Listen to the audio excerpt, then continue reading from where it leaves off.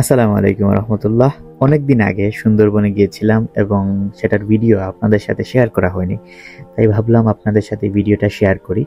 আপনারা চাইলে সুন্দরবনের সুন্দর দৃশ্য উপভোগ করতে পারেন আমার কথাগুলো শুনতে শুনতে। আমরা সবাই মারা যাব, এতে কোনো সন্দেহ নেই। আর আমরা সবাই এটা অবশ্যই চাই যেন আমাদের মৃত্যুটা ভালো হয়। আমরা চাই রোজারত অবস্থায়, নামাজরত অবস্থায়, সিজদারত অবস্থায় যেন আমাদের মৃত্যুটা হয়।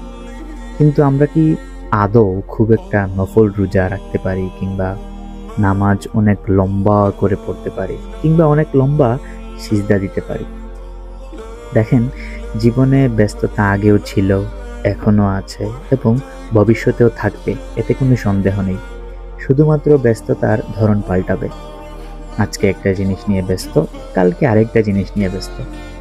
কাজে ব্যস্ত থাকাটা অবশ্যই ভালো অলস থাকার চেয়ে, কিন্তু আমার অলসতা কিংবা আমার ব্যস্ততা যদি আমাকে নামাজ থেকে দূরে সরিয়ে দেয়, তাহলে সেটা খারাপ।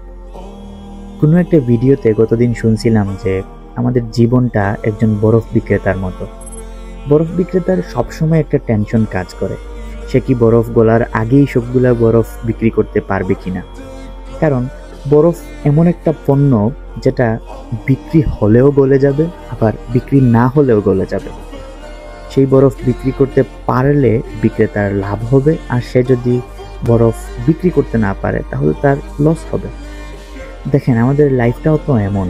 আমরা সেটাকে কাজে লাগাই আর না লাগাই, প্রতি সেকেন্ডে আমাদের আয়ু কমতেছে। আর আমাদের সময়কে কাজে লাগানোর সবচেয়ে বেস্ট ফর্মটাই হচ্ছে আল্লাহর ইবাদত। বরফ গলার আগেই যেমন বরফ বিক্রেতা সেটাকে বিক্রি করতে হবে, তেমনি আমাদের জীবন শেষ হবার আগেই সেটাকে আল্লাহর জন্য করে নিতে হবে। যখন আপনি এই বিষয়টা উপলব্ধি করে নিতে পারবেন যে আপনার দিনের সবচেয়ে বেস্ট টাইমটাই হচ্ছে তখন যখন আপনি নামাজরত অবস্থায় আছেন, সিজদারত অবস্থায় আছেন, তখন হৃদয়ের গভীরে একটা প্রশান্তি অনুভব করবেন। কারণ আপনি জানেন কেউ একজন আপনার সব কিছু নিয়ন্ত্রণ করতেছেন, কেউ একজন আপনার জন্য সব কিছু প্ল্যান করে রাখতেছেন, কেউ একজন আছেন যিনি আপনার মনের সব খবর জানেন। আপনার চেষ্টা, আপনার কাজ দুনিয়ার মানুষ অ্যাপ্রিসিয়েট করুক আর না করুক, তিনি তো সবই জানেন।